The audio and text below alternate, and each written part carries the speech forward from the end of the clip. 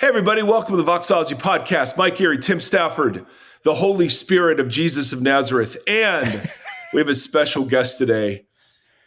Dr. Nijay Gupta is with us again. He wrote a book last year. We talked to him, Tell Her Story, about women and their elevated roles in leadership in the New Testament. He just wrote a book called Strange Religion. And we're getting away from doing people who are on book tours. Like, you know, I mean, there are loads of worthy books. But, you know, it also, if somebody's doing 90 podcasts, you know, about their book, it's like, right. You know, you're not always going to get a great sample of like what you thought made the book great. But for Nijay, man, this book, I actually endorsed it. So when I endorse books, which I'm rarely asked, but I actually read them. And I know, shocking, and only endorse the ones I really agree with. So if you open the front cover, there's Mike Erre right there. Now, I didn't make the back cover, which is where the big names go. And I'm joking. I think, you know, my endorsement will probably count against the book. But I wanted to just highlight that because I'm fascinated by the questions that he is exploring. Because we've talked to him, man, a bunch about evangelism and how was the early church so compelling? And the answer keeps coming back, whether it's from Kreider or now from our friend Nijay. It's the quality of the community that was so compelling. And the way that Nijay gets at this is he talks about what Roman religion was like, and he's very thorough in this. And then he just counters with what the Christians were preaching and doing. And you sort of just see it very classically on its face. I mean, there isn't you don't have to do a lot of interpretation to go, oh my goodness, they were saying that, and then the Christians were saying this. And for me, I love this. I love that we're getting the chance to talk with him. And by the way, Tim. Yeah, Mike. I want to comment on your Ramones hat. It's a new hat. I've not seen that hat. I really like it. I like that it matches your beard color and your flannel. Yeah, I organically planned out my entire existence today to match. Nice, dude. Well done. Yeah. I also, speaking of organically, I want to say thank you to people who were kind enough to email in about the parenting episode, who were very nice and gentle. There's a lot of response to that. I don't know what I've been reflecting on what I was feeling, but because I want to be passionate, of course, in centered ways, not in bounded ways. So if I'm ever feeling like, oh man, I don't want to be so passionate that I'm saying to people, you know, unless you agree with me, you're out. That's bad passion in my. Well, it's interesting. I think that conversation from last week and this conversation are weirdly linked in today's we're taking like an academic kind of approach to it. Last week was like this really practical approach to, I think, the same ideas of like, this is what it looks like to do this in a way that is intentional and loving for the folks that are involved, in this case being your children. Yeah. And then we look at what institution does and how it kills right. exactly that. So it's kind of an interesting, weird little tandem that just popped up in that way. I love it. I absolutely love it. So anyway, it's about an hour long. So we're going to just wrap it. We'll do a short outro and we'll get into it, ladies and gentlemen.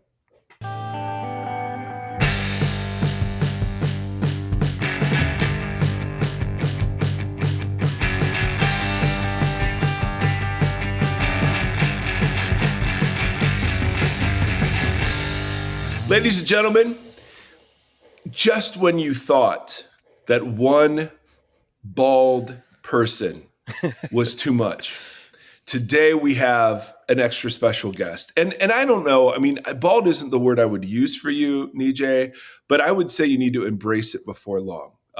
We'll take a poll. We always want to start our interviews by complimenting our guests. And so that's kind of how we do it. Anyway, Dr. Nijay Gupta is with us today. And Nijay, you need to know several things about Nijay. Number one, he went to Miami of Ohio, which is my alma mater, Sky Jachani's alma mater. Number two, he is a video gamer, which I just think is rad, and plays with his kids, which is amazing. And then thirdly, this is the second time on our show because he is a freaking rock star stud New Testament prof who is doing some amazing, amazing work. And he just wrote a book called Strange Religion. And that I got to read an early copy of it, and I absolutely love it. So here's the subtitle, Tim Stafford: How the First Christians Were Weird, Dangerous, and Compelling. This is how I felt about girls when I was 5, and so I think that's going to be my romance novel coming down the road. But Nijay, thank you for joining us. We're so glad to see you. Great to be on again. I will say it's only the second time I've been on. I feel like you have my buddy Tim Gambus on every other week. And I keep checking my phone to make sure I have the same phone number, but I don't get a call every other week. But speaking of titles, since you're talking about your crushes, the original subtitle, which they changed, and they changed it to the good, was How the First Christians Were Weird, Dangerous, and Attractive. Oh, yeah. So that fit even better. Whoa. They thought attractive may not be what you want to say. So, okay, fine. That's compelling. Fair. That's more fair. Did you come up with Strange Religion, though? Was that you? I did. I think the original was Weird Religion, and that was already a podcast, so I decided to change it to Strange Religion. Oh, man. But, yeah. And you have a podcast, right? You have a podcast. Yes. So I have a podcast I co-host with Dr. A.J. Swoboda, the great theologian, Oregonian theologian. I'm a wannabe Oregonian, but AJ's the real deal. And it's called Slow Theology, and it's all about how to walk with Jesus through the messiness of real life. Whoa. It's like the crockpot theology. It's like, I'm a Midwest guy, so crockpot meals were great because you just let them simmer all day. I know you are. Except we did it in plastic back then. I don't know why we did that. But the little plastic liners. Why did they do plastic that? can't Maybe that's why we went bald, Mike. It was the plastic liners. All right. So I have so many questions. And first of all, I don't, there have been in the past interviews where we've been like, oh, this is like, we think this is going to be an interesting book and we want our audience to know about it. But for you, man, we just really believe in you and what you're doing and how you approach things. And the book was killer. But I don't want to start by talking about the book because I think the book ties into some things that I'm super fascinated by, like, so we've talked with our mutual friend, Tim Gambus, about the Great Commission not being the driver of evangelism for the early church, or even evangelism being like a thing that was super emphasized in the early church. And so I've been wondering a lot about, why do you think it was that this vulnerable, tiny fractional community on the edge of the Roman Empire became such a social force? Like, if you were just sort of to paint a broad brush picture for why it is, what was it about the early Christians? If it wasn't that they were out evangelizing like we would consider evangelism, what was it about them that made them so compelling? Yeah, I mean, we might get back to this later. You have to understand the Roman world and what it was. So can I just paint a quick picture of what this world was like? I have six kind of elements that portray Roman religion, and the relationship between religion and politics was intertwined. Mm-hmm. Do we know what that's like in America? I think we do. I think we know what that's like in America. Yeah. So let me tell you the six. Roman religion, which we're talking about Jupiter and Mars and Pluto and all that. Hierarchy. The world was built on a pyramid of power. You had the Olympians at the top. You had demigods. But then you had Caesar, emperor, right? Augustus. Below that, you had the upper class, the senators, equestrians. Then you had the commoners, the poor, the slaves, and so forth. So Roman religion reinforced hierarchy. Number two, rituals of appeasement. The whole purpose of Roman religion was to safeguard the pax deorum, peaceful coexistence with the gods. The gods were not seen as like, Jesus is my co-pilot, Jesus is my homeboy. They were seen as overlords. They were like colonialists. They're taking over and you owe them everything. So religion was appeasement. You want to keep these gods happy. Number 3, Roman religion reinforced elitism and limited access. So when you think of a Roman priest, don't think of like a poor Jewish priest. Think of a senator that wants even more privilege and power, who buys his way into a Roman priesthood so that he can have access to the gods and he can limit access to the poor and other things.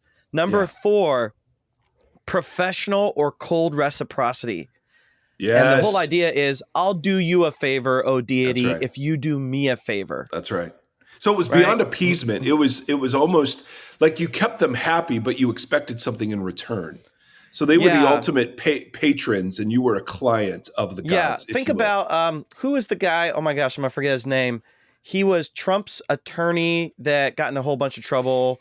Cohen? And which one? Cohen, Michael Cohen. Yeah, which one? Michael Cohen. So like he's in deep with Trump. Yeah. So on the one hand, you don't want to offend Trump if you're him when you're his lawyer. On the other hand, you actually want favors. So you're going to do all kinds of stuff to get fit. So that's what we're talking about, this professional. Like later on, he's like, this was really unethical. But in the moment, he's like, okay, I'm in the system too deep. I really want reciprocity. That's all Roman. All those ideas are just borrowed from Rome. Yeah. Number 5, ultimate Romanness. Everything goes back to reinforcing Romanness, the Roman culture, which is all the above. And the last one is monoculturalism. Yeah. To be Roman meant everyone else was a barbarian. They literally use that word. Everybody else is a barbarian. And that's a way of deprioritizing cultural difference, language difference, dress, all of that. Monoculturalism. The whole reason I wrote this book is the Christians come along and they defy every single one of these. Yeah, and what's crazy is go through them real quick. Yeah, how, I will. How did? Yeah, go ahead. The crazy thing is, you or I, we're willing to defy the status quo on one thing. Yeah. You know, like I'm going to wear pajamas to Trader Joe's. Like we're willing to do that. You know, in the name of Jesus. Yes. Or like I'm going to wear clashing colors, whatever it is. Like we're willing to do one thing. Yeah. But there's this there was this critic of Christianity, I think in the 2nd century, Celsus, and he had this saying which I discovered through Miroslav Volf, and I just love it because it's so cheeky. He says, if all men wanted to be Christians, the Christians would no longer want them. And his whole point is Christians are weird, dude. Yeah. His point is these people, you go right, they go left. You go up, they go down. Now, he's exaggerating, but what he's pointing out is from somewhere came this powerful, like meteor hitting the earth of cultural opposition. When I use the word strange, I'm talking about deviance. What leads Gandhi, for example, to be deviant in his world? What leads Martin Luther King Jr. to be deviant in his world? What leads Dietrich Bonhoeffer to be deviant in his world? And one of the connections between those 3 people is Jesus. Right? Even Gandhi, not a Christian, but loved Jesus, read the Sermon on the Mount regularly, and so forth. So let's go through these really quick. Hierarchy and classifications of power.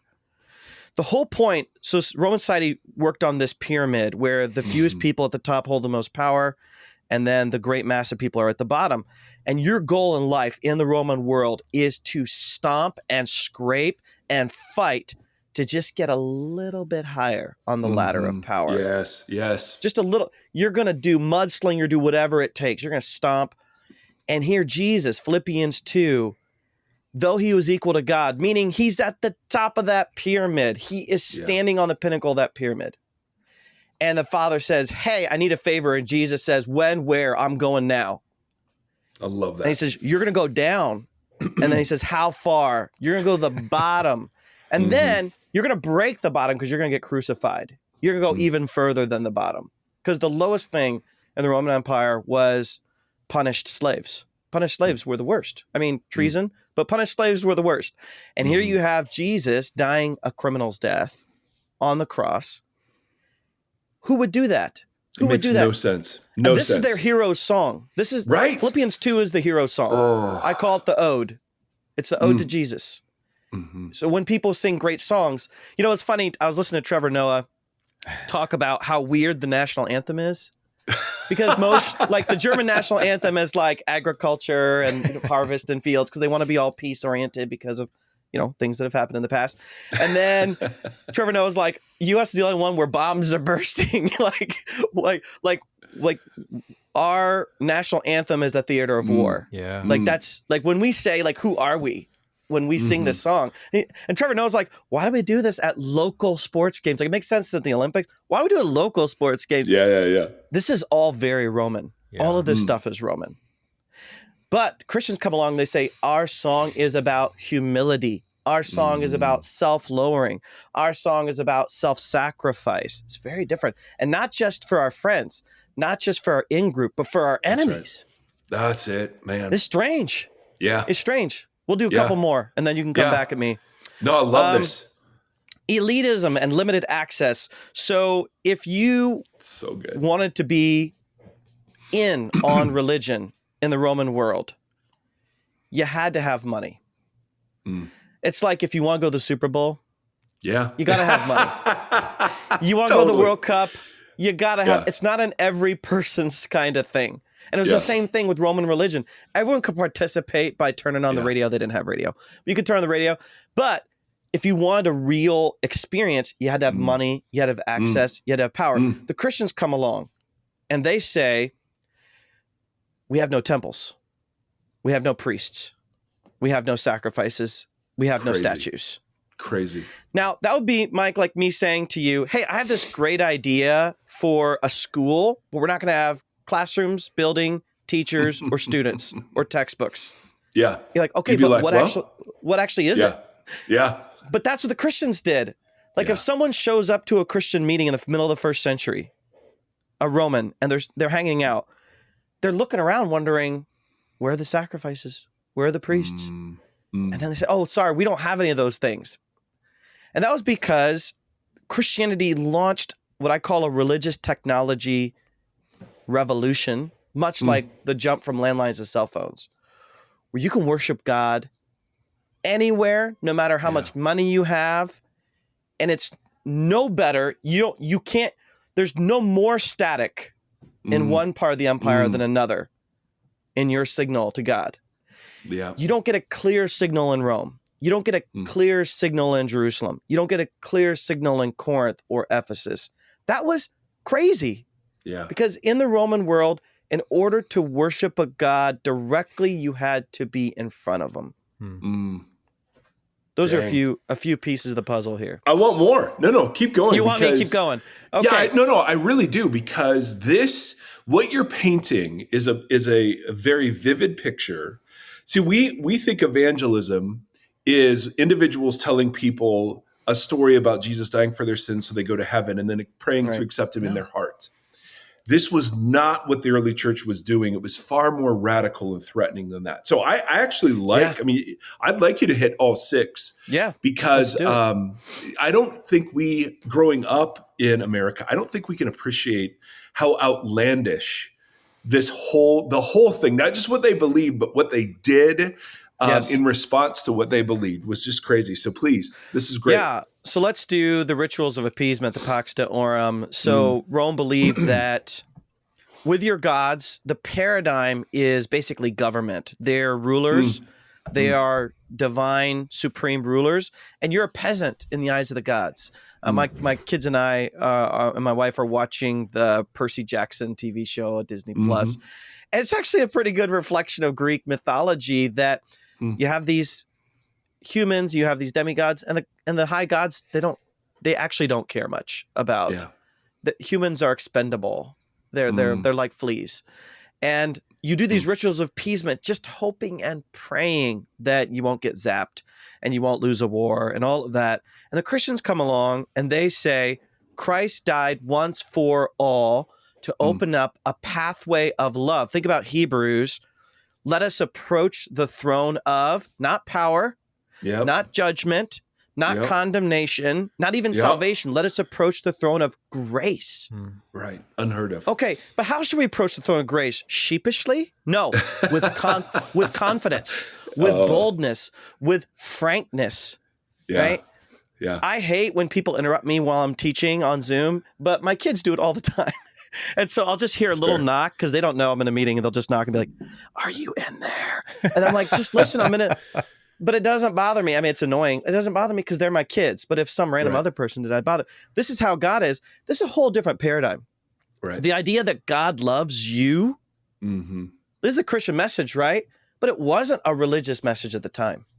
God loves you and has a wonderful plan for your life? No way. There's no way that people thought. They thought the gods want something from you. They want duty. They want fidelity, pietas. They don't love you. Now, they might have sex with you. That's their choice. But they don't love you. And so this whole idea of appeasement, that probably was something that was hard for people to wrap their brain around because they're so used to that. And don't we sometimes feel that with our parents where we have this, I'm Indian. So I have this like, I want to make my parents happy. But with God, he's communicating, the God of Scripture, Jesus Christ is communicating. None of that's important anymore. You thought that way before. None of that is important. There's a long-term conversation in history of religion scholarship why people had sacrificed the ancient world. The gods need food. Yeah, no, they knew the gods didn't need food. They live on Olympus. They're not actually that hungry. They got their own food, ambrosia and whatnot. There's a theory by a scholar named F.S. Snyden, a historian, who says it was basically a gift to open up a channel of communication with a god. So I kind of think it like a quarter. Like Valentine's Day. Yeah. But there's love in Valentine's Day, and there's not love with this. Okay, it's like the coin in the payphone. It initiates the call. The call may go well or go badly, but it opens the channel. Got it. So why did sacrifices end in Christianity? You know, presumably they didn't do it after 70 AD when the temple was destroyed. It's not only because of atonement. Atonement is important, blah, blah, blah. But I think it's because you didn't need to give a gift of appeasement or a gift of opening a communication because Jesus is the living channel. Think about the old days. Both of you probably remember this, of dial-up internet. Oh, yeah. Oh, it was glorious. Remember all the bings and bongs? Yeah. And how that page would load, like it'd take 2 minutes to load the page. And you'd have to log on and log off. Remember we used to talk about logging onto the internet? Yeah. But now we don't ever think about it. Right. We don't ever think, and only when you're in a tunnel or like in like the deep recesses of a building where you can't get internet. Like there's this volleyball court that my daughter's in and doesn't have internet, and like I panic. I'm like, I can't check anything in here. I'm going to suffocate and die. But Jesus, for the early Christians, was a living, always on, always open line of communication with a loving God, which the Romans didn't have. Nobody had this. I mean, the Jews had this to some degree. We could talk about them. Yeah. You could pray anywhere, but you wanted to be near the temple. David says, I wish I could be near the temple. I would be a doorkeeper rather than, I'd rather spend time in the temple anywhere else. Christians never said that. This is really crazy. Think about it this way. Paul, who wrote these important letters, never tells Christians to go on pilgrimage anywhere. That's so big. Isn't that crazy? Because that's what you did in the ancient world. You saved up all your money. You set aside $5 a week so that someday you could go to the Disneyland of the ancient world, which was Rome or Ephesus or Jerusalem, so you could see these great spiritual sights. And Christians never did that. They never said, you got to save up your nickels and dimes, kids, because you got to make it there someday. They never said that. What about gift giving? I'll do you a favor if you do me a favor. Yeah. No, Christians didn't do that. In Philippians chapter 4, Paul talks about this wonderful relationship of giving and receiving that Christians have. And God expects much from Christians, but he's not petty to the point where he expects you to give up all this stuff to him. He wants you to pay it forward to other people. So, for example, Romans 12, offer your bodies living sacrifices, holy and pleasing to God. This is your spiritual act of worship. Yes, you're giving yourself to God, but as we learn from 1 John, the Gospel of John, because he's given his life up for us, we lay down our lives for others. Mm-hmm. So instead of being in this reciprocity with God, which we always are, we're actually meant to expand that gift giving outward to others. And that means we're never a closed circle of just scratching each other's backs. The early Christians were very insistent that we don't become a closed off club. We must expand generosity outward. What about Romanness and monoculturalism? One of the most offensive and craziest things that Paul ever wrote comes in Colossians, where he says, there is no more Scythian or barbarian. Now, most people don't know what that means. But let's start with Scythian. Scythian were basically rednecks. Rednecks, hillbillies, and hillbillies. The Sith. Now, I'm from a part of Ohio where that could be identified as the land of rednecks and hillbillies. And I love my people. But they're seen as cultural lowlife, so to speak. Would you say that's a fair? I don't want to, but that's kind of how that terminology is used. Yeah, when the barbarians wanted to call somebody a barbarian, they used the word Scythian. Yeah, is how I always heard it. It was like a lower caste than even barbarian. Yeah, they're beneath you. Scythians are beneath you, and Paul says, That's no, good. we don't think about that. Now, barbarians, this is actually an onomatopoeia, meaning if I'm a Roman and I'm listening to someone speaking a foreign language. I don't want to learn that foreign language. I don't care about this person. So I'll say, they're just saying bar, bar, bar, bar, bar. They're making fun of a foreign language when they're referring to somebody as a barbarian. Oh, that's interesting. So to call someone a barbarian is to say, you are an outsider. You are an not outsider. even worth my time. Yeah. Not even not worth my time to learn your language, learn your name. You know, when I was in high school, I worked at Walmart, and my boss, there's a group of us high schoolers that were new. My boss went around, what's your name? Dan, Bob, whatever. And I said, Nijay. He said, what? Nijay. He said, I'm going to call you Jay. He just changed my name on the spot. Yep. That's a very Roman thing to do, is to say, you're a barbarian. You're different. Yeah, you're like that. And the Christians said, no. And then look at Romans 14 and 15. Paul says, hey, listen, one house church says we want to worship Jesus with these cultural practices. And another group says we want to worship with these cultural practices. And what's crazy is Paul says that's okay as long as you don't look down on each other and that you believe what you believe because of theological conviction. That allows for diversity of culture and unity of spirit. And Rome thought, well, if we do that, we're going to lose Romanness. Yeah. We're going to lose the essence of Romanness if we allow multiculturalism.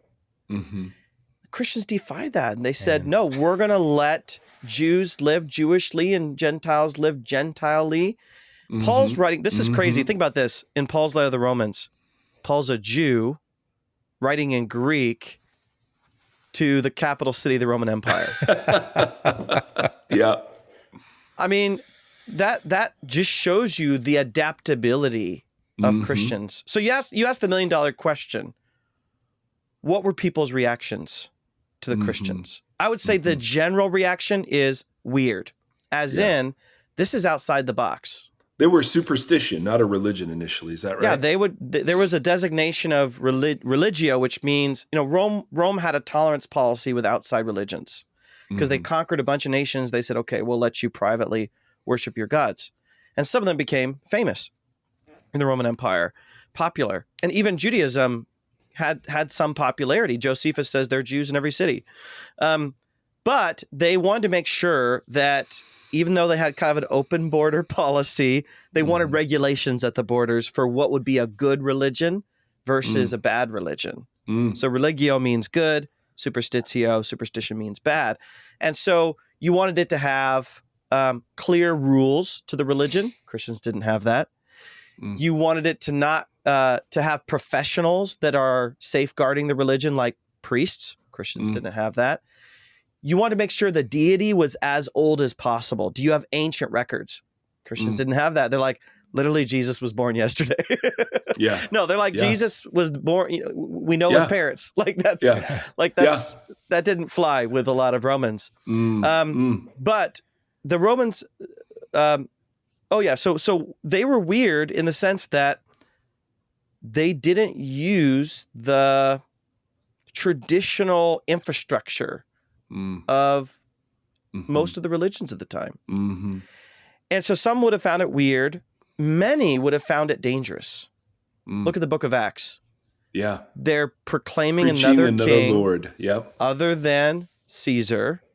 Yeah. Right? They're turning the world upside down. They're casting these demons out, these spirits out of these money-making prophets, like in Philippi. They're convincing magicians who are earning. Don't think of David Blaine here. Think of sorcerers. Think of Doctor Strange here. Yes, and the Sorcerer Supreme. Yeah, they're money makers, and they're frustrating.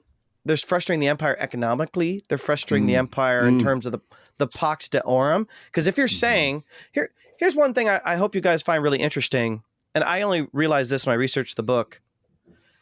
To say Jesus is Lord of all was a really striking claim because even Zeus, i.e. Jupiter, didn't often claim being Lord of all. There wasn't the sense that there was one great God over every single person. There was a sense of like who's stronger, who could win in a wrestling match. But this idea of total supremacy, it actually only started to become more popular when Rome moved from a senatorial-led republic to an empire under one emperor. Dun, dun, dun, yes. Dun, dun, dun, yes. dun, dun. It is just what you think. This is very parallel. So what happened was Rome started off in the good old days, very strong, very powerful, and they became very rich. And then people started to get lazy because they just were enjoying their wealth. They were becoming complacent. So you had all these writers, all these Roman writers who are complaining about the old glory days, which are fading, a kind of make Rome great again. I don't see any parallels right now. No, I just came up with that. And then in the first century, you see people rallying around one hero figure, which is Octavian. Yes. And Octavian says, humbly, I would like to be the boss. I'd like to be an emperor. And I think if I can get everybody on one page, if I can get everyone unified under my power, then we will be able to restore the glory of Rome. And he had backers like Virgil, as in Virgil's Aeneid, who believed that Augustus would reign in a new golden age. And only then do we start to see deities of the Roman world start to make claims of absolute supremacy. That's really interesting. So once we have the imperial era with the reign of emperors, now we see statues of the emperors. I'm looking at one on my screen right now of Claudius, Emperor Claudius, dressed as Jupiter. Zeus, essentially. When Augustus died, when his body was taken in procession, he was dressed as Jupiter. There becomes an alignment between the human power and the divine power. And Christians did things differently. They were actually very critical of accumulation of human power. And even in a reference, I can't remember if it's 1 Peter or not, but in a reference to the emperor, he refers to him as a created one, meaning he's only a creature. Love that. He's not really divine. He's only a creature. Yeah. And even when Paul says there are many gods and lords, says we really know there's not. Yeah. You can call them that, but put them in quotation marks. Right. But then you asked a question, what would have made this compelling? That was your, about 30 minutes ago, you asked me, what made them compelling? What made them attractive, you might say? Well, you're answering that. Yeah. Attractive would be a much better word there. Absolutely. Yeah. Well, I think, what I want to say is, hey, it's theology. I actually think it was the community. Mm-hmm. It was the compelling vibrancy. community, because if you just stop somebody on the street in Rome in the first century and started to tell them what's going on in the Gospels, it's either going to be too confusing to understand, too off-putting, or it'll just take too much time.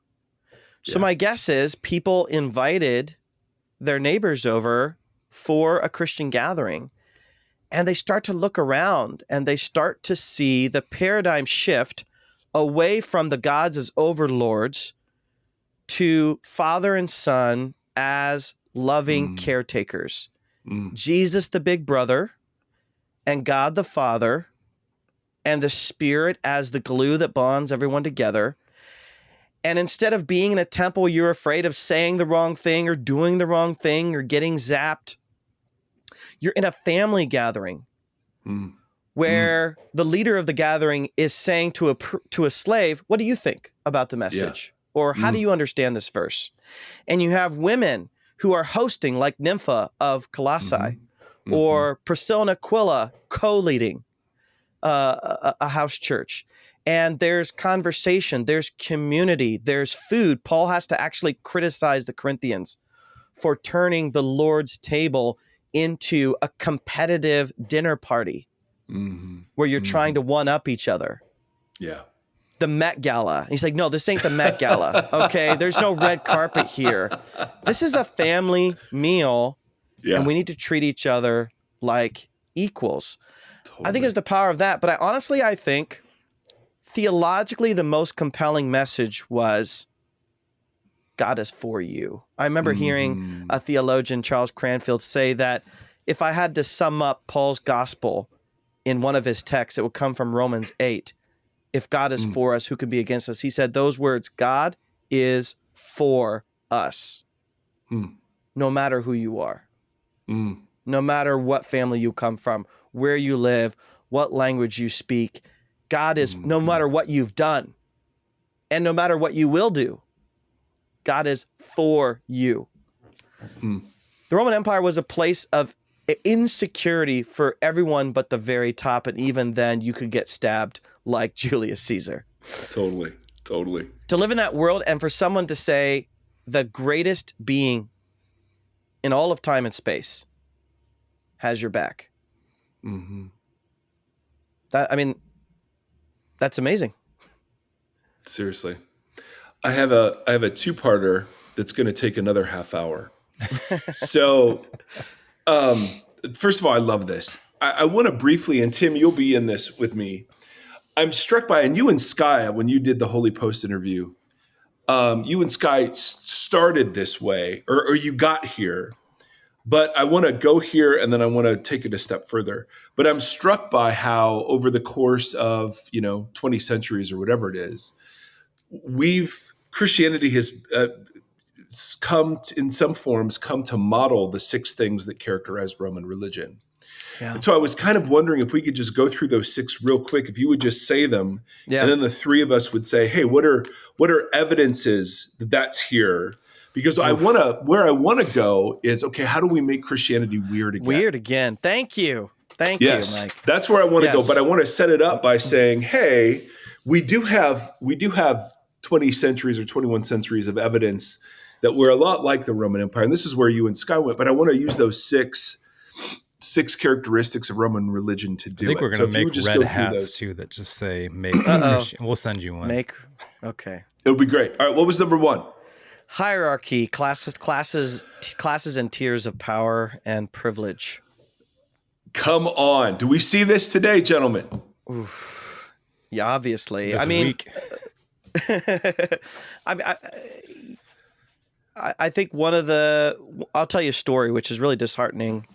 I I mentioned I grew up in Ohio, and I went to a pretty affluent church, and there was a pastor in the church. This was 20, 30 years ago, long time ago. And he said he had a heart for blue collar people. Mm. But he said blue collar people will never go to this church. So I need to go and do a blue collar church plant. The idea that we would have to succumb to those dividing lines in order to have a church is very Roman. To say we have a separate church for the blue collar than we do for the white collar. Yeah. That's power. That's classifications. That's class, right? Yeah, absolutely it is. Absolutely. Where churches in certain zip codes versus churches in other zip codes. I mean, it's absolutely. And the celebrity dynamics of Christianity also foster that sort of us, them, insider, outsider sort of thing. Tim, you want to add anything under that label? No, I was definitely thinking about this week though with never mind. Just keep going. That'll sidetrack us. You're the best. Now we're curious, Tim. Yeah, seriously. All right, what's number 2? Number 2, appeasement, appeasing God. Oh, yes, because we're going to burn in hell otherwise, man. Come on. Well, Absolutely. you see all these interpretations of what's going on in the world as judgment. So 2 examples come to mind is 9/11. Oh, 9/11 happened because America's not Christian enough, or the Muslims are winning, whatever. And then, if you guys remember, on the West Coast, we had the Fukushima incident. Reactor? That led to a big tidal wave and all these issues. And people blame that on Japan not being Christian enough, that God would judge them with that. And this idea that God's got a short fuse. He's petty. And he's going to throw the lightning bolt, which is a very Zeusian image, whenever we do something naughty. Yeah. I also think of the positive side of that, like, hey, give money to God and God will give money to you, or be pure and then God will bless you with your, greatest sexual fantasies or whatever. Like it's the dynamic of reciprocity. It's not just appeasement, like I want to avoid hell, but now it's reciprocity where, well, I've done this for God. God kind of owes me. And we see a challenge there because texts like Book of James and Proverbs do affirm that you should, if you do wise things, generally speaking, but we take it too far and we say, God, if I do this, you owe me. Yeah. If I do these things for you, you owe me. That's a dangerous game. And actually, the early Christians spoke a lot about suffering as not divine retribution, but opportunities to grow. Now, they actually had similarities then with Roman philosophers like the Stoics, but Paul says to the Philippians, for example, who are going through a lot of suffering and wonder why the gospel isn't good news in that situation, he says, it's been given to you not only to believe in him, but to suffer for his sake. And that really changes the paradigm of how we look at suffering, not as, what did I do wrong? My daughter, my youngest daughter, she was diagnosed with cancer when she was 1 year old. She's cancer-free many years later. But not once did I think that this was divine judgment. And not once did I think that God did this to my child. But I always think about how God is going to use this to make her a stronger person. I would never wish it on anybody. When people get cancer, I pray it goes away. For the people that don't have cancer, I pray you never get cancer. And I never would say I'm glad she had cancer. But it's actually made her a very strong human being. If you ever met her, you'd be like, wow, she has the soul of a 90-year-old. She's tough as nails. But Christians, they actually found a way to not connect cause and effect. That's good. With, okay, if I do this, I'll get this outcome. Yeah. Yep. You leave judgment to the one who judges justly, meaning Christians don't take vengeance. We let God do the justice thing eventually. Yeah. I use this little sermon bite with students sometimes. According to Scripture, what's right will come to light eventually. The balance in the world will come eventually. But one of the things I love about Christianity is it's always been real. It's always been real in saying, hey, I'm going to give you this Christianity thing, but it's not always going to be warm fuzzies.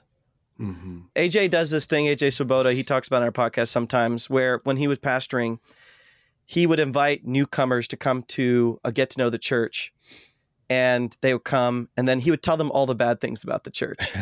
And I said, why would you do that? And he says, because if they stay, then I know that they're not going to be shocked by who we are, and they know that I've been honest with them from the beginning. I love that. I think Christians were like that. There were people like that. Yeah. All right, give me number 3 real quick. Reciprocity, right? We did that one, but elitism and limited access. Oh, come on now. Come on now. I want to hear from you guys. I got all kinds of ideas. Well, one of the things, so when I was a senior pastor of a very large church, I had a security team.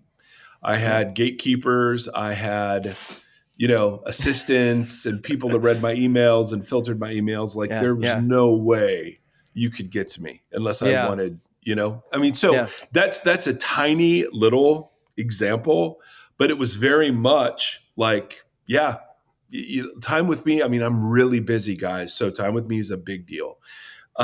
We didn't say it that way, but that was sort of the implication. So that was limited access. I also think churches that really focused on boundaries limit access to God unless it's through the proper channels. So if you've been baptized this way, or you need to speak in tongues or whatever, I think that's another example maybe of that. What would you say, Tim? We've been in fights with the school board here lately, who is trying to implement a bunch of policies that are not favorable to the children. And one of the people that keeps showing up all the time is this Universalist pastor in town who uses different pronouns than Christians are used to and has jewelry and the whole thing. But he is the most approachable, friendly, loving, intentional, and direct person usually in that room. And while it's not a Christian, he's for me, he's been such a great example of somebody because he has a collar on. So when he walks in the room, everybody immediately thinks that he's a notch above, just because we have that response to that kind of stuff. Mm-hmm. And I know this isn't directly what you guys are saying, but this thing that popped in my head is just that how he has postured himself and modeled himself as been one that cares about the community. He's always there, and he's always advocating for the least of these. And it's been inspiring in that way of how he's lowered all pretenses.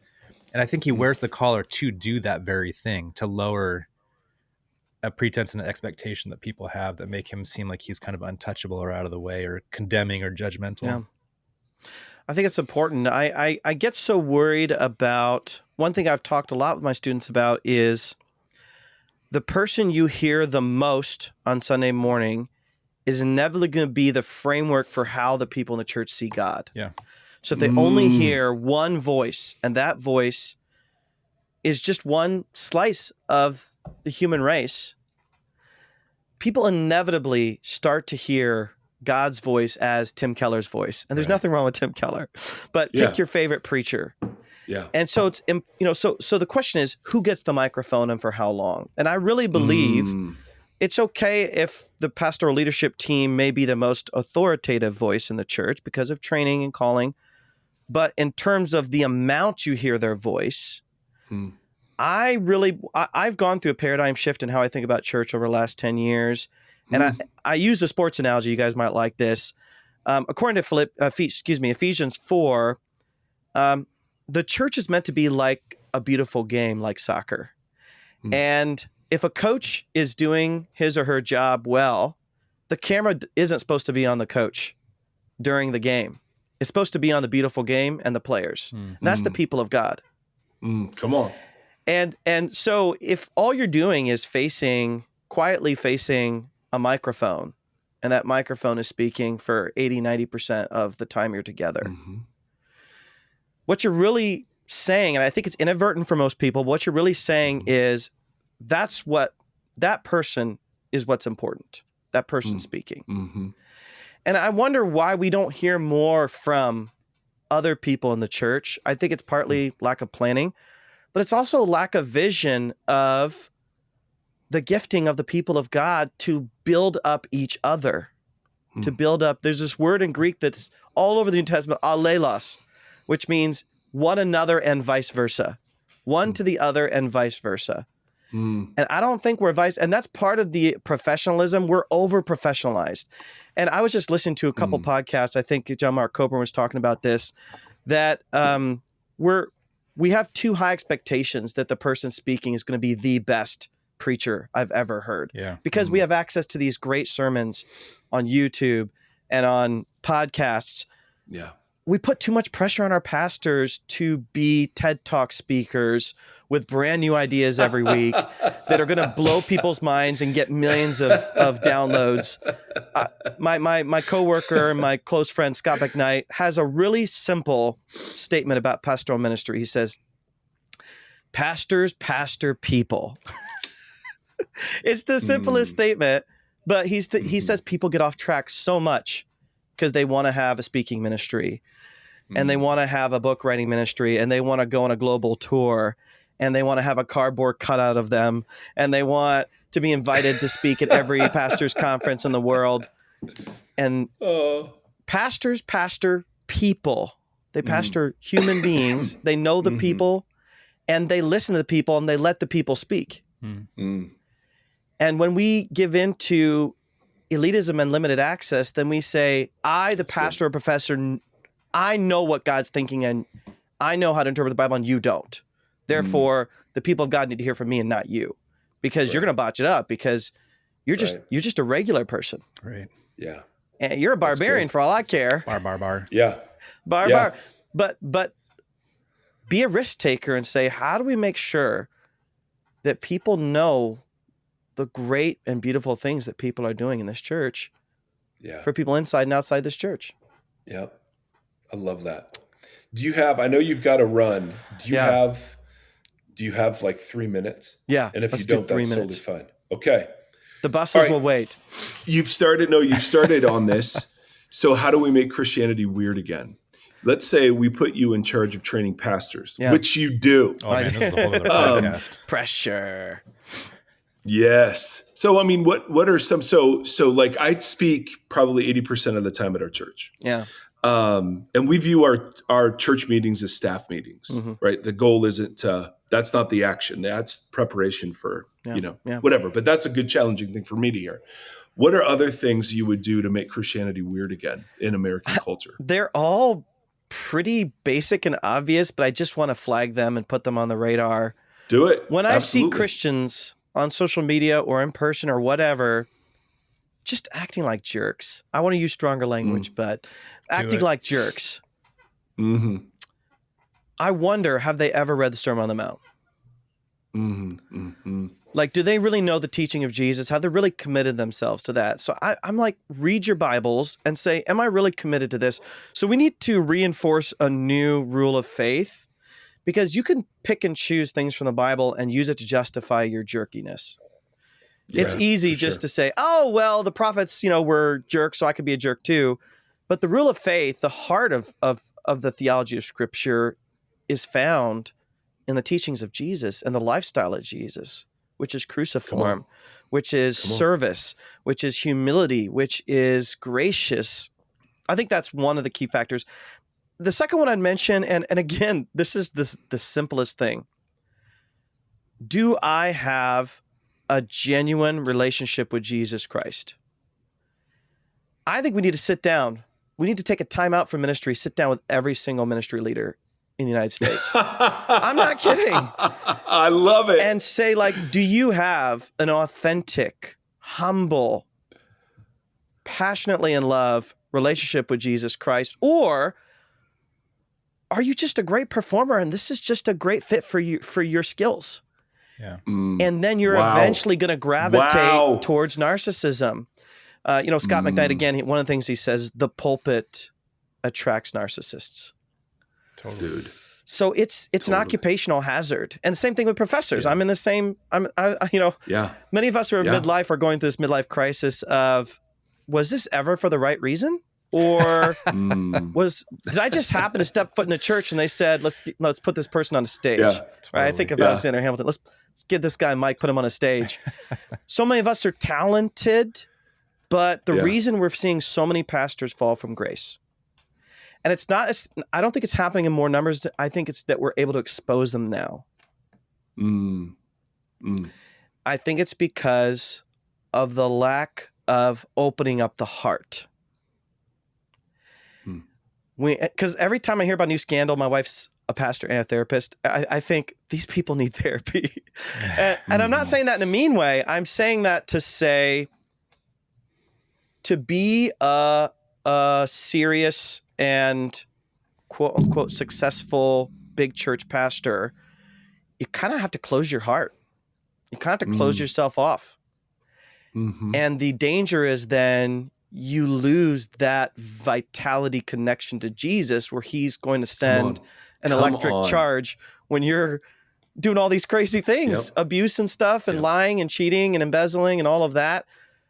Yeah. Is it in your heart? Like, I've been reading Augustine lately, and I think Augustine was right. It's the number one question we have to ask of our pastors and Christian leaders is, have you given your life to Jesus? It's a real question that I don't think many of them are asking on a daily basis.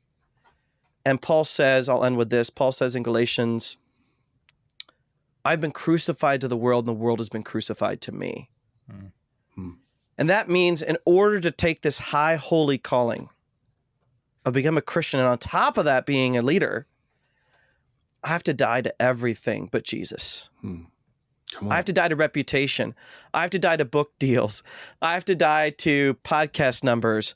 I have to die to reputation, to using the letters PhD all the time, or using the title pastor. I have to die to all those things. And it's not a one and done. It's a daily. Paul says in Corinthians, I die daily. I think a pastor, Christian leaders need to be asked every single day, either directly, indirectly, metaphorically, is today a day you're going to die? And if not, then you need to step away. Come on. We've died to podcast numbers a long time ago. Yeah. So, Nijay, we love you. Thank you. You have to come back, because I feel like this was... Let's do a second. Very tip of the iceberg. Let's do it. Yeah. Part I also want to know Let's what it's do like it. to be married to a therapist. Yeah, I get a lot of free advice. All right, bro, get out of here. All right. We'll, we're proud of you and Thank you. love your work, man. Thank you. Thank Thanks you for supporting it. Yeah. Absolutely.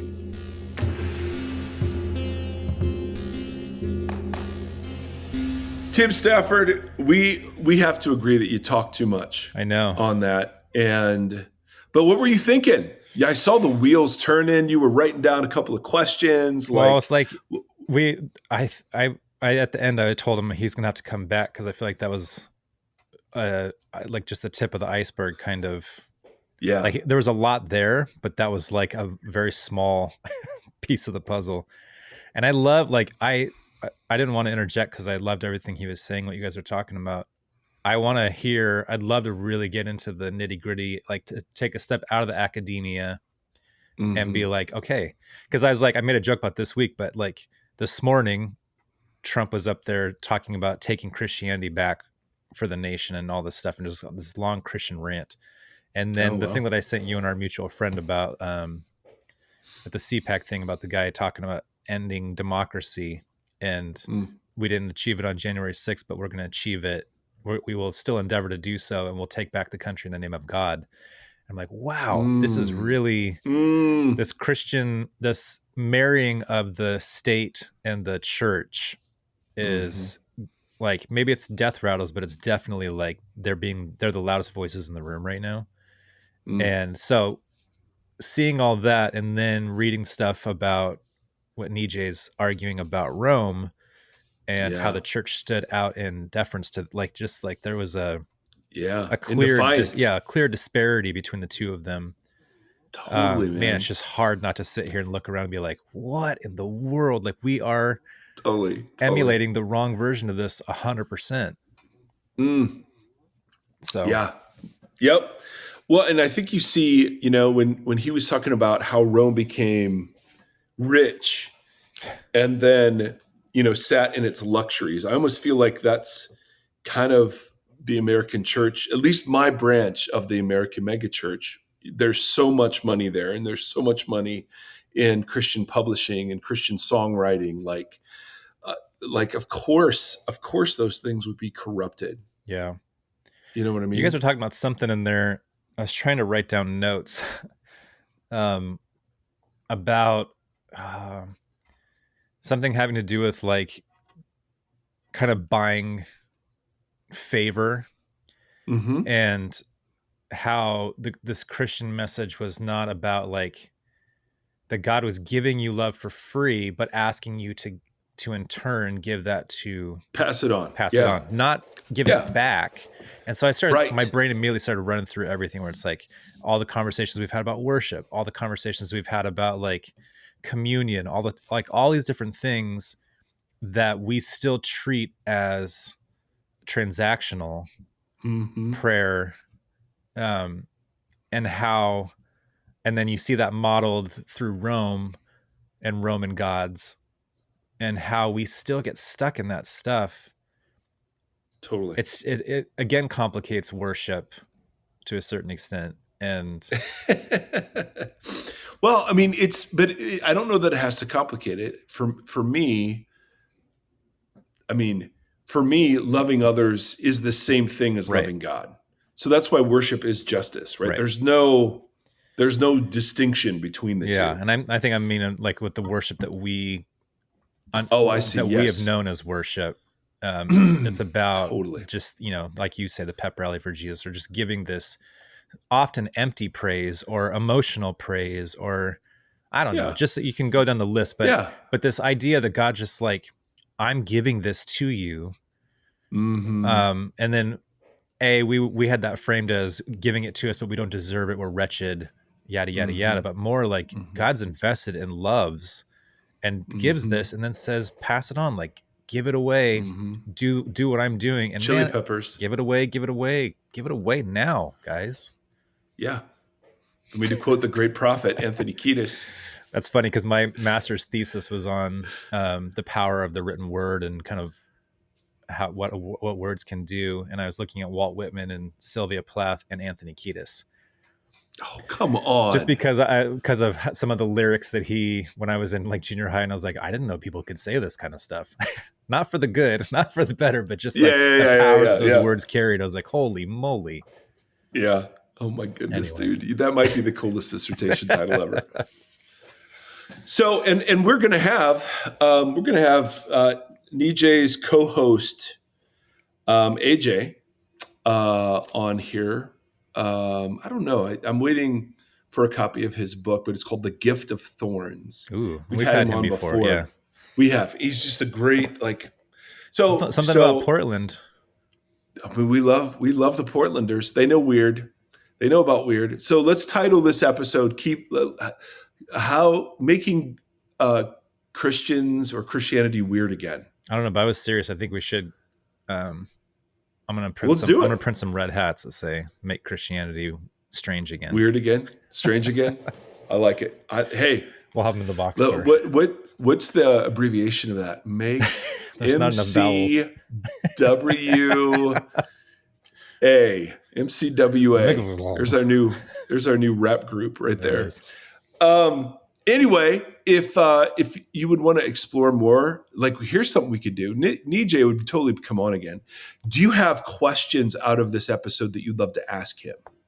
So how about this? What if you want to email in at hello@voxpodcast.com and put Nijay questions in the subject bar. Yeah, and caps. Nijay is spelled Nijay. Yeah. And let's have him on and let's talk more about this. I think that'd be really fun. Look at us. Look at us go. Look at us go. Look at us. We love you. We love us. Non-French is closed. Non-French is closed. People have been invited. Coming, which is so fun. It's all happening. It's happening. And we still want to do the one for listeners at some point. Yeah, we got to figure that one out. Yeah. As soon as we get all this worked out. Absolutely. So friends, Romans, countrymen and women, thank you for lending us your ear. Never more Have a appropriate. great day. Yes. Yeah. Barbarians. I just remember there were cartoons produced by Hanna-Barbera. Yeah. And back when I was a kid, and I always thought Barbera was pronounced Barbarian, Or the elephant. There was a bear, right? Or was it elephant? No, it was an elephant. I know. See, those are the weird things that my brain will hold on to. Is like, now I'm going to be that bar thing is going to be. It's funny. Forever. It did. It doesn't. There's not a lot that gets in there, but when it's in there, it's in there. I don't have a lot of space, bro. Let me tell you right now. I don't know how to delete files.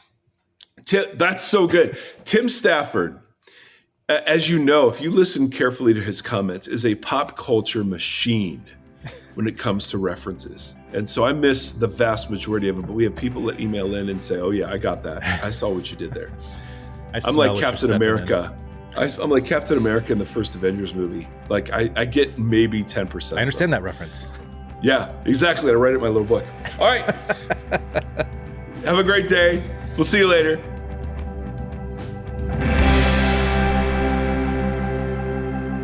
Thank you for listening to this conversation. The Voxology Podcast is a 501c3 nonprofit organization that is made possible by listeners just like you. If you'd like to partner with us, you can do so at patreon.com/Voxology Podcast or on Tithely, tithe.ly, search Voxology Podcast. You can interact with the hosts on Facebook /Voxology Podcast or on Instagram at Voxology Podcast and on Twitter or X, whatever it is, at Mike Erie. Thank you for walking this long road with us.